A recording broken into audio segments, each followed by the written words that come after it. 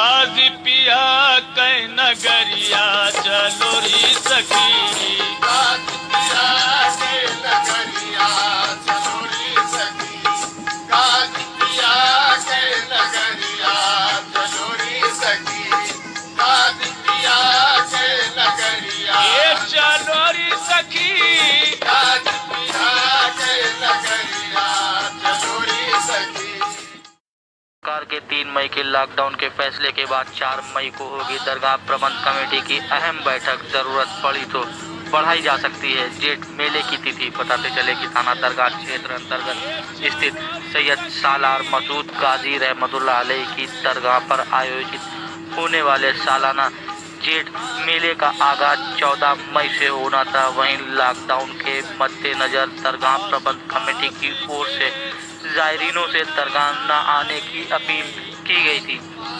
इस संबंध में दरगाह प्रबंध कमेटी की ओर से एक अहम बैठक गोल घर में आयोजित की गई और दरगाह में आयोजित होने वाले सालाना जेठ मेले के बाबत अहम बिंदुओं पर चर्चा की गई।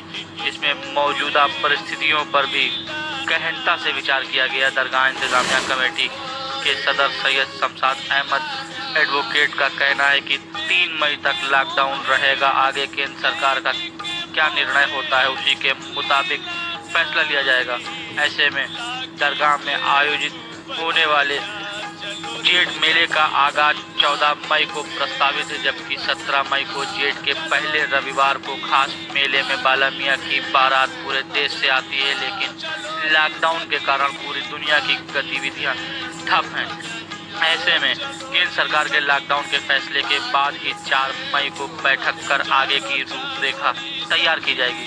उन्होंने बताया कि आवश्यकता हुई तो जेठ मेले की तारीख आगे बढ़ाई जाएगी। बैठक में दरगाह गिरदावर हाजी अजमतुल्लाह मोहम्मद वसीम मेकरानी मकसूद आदि मौजूद रहे। मेले में आने वाले जायरीनों ने अपने शहरों में निशाने परचम खड़े किए हैं। इस बारे में भी दरगाह प्रबंध कमेटी के सदस्य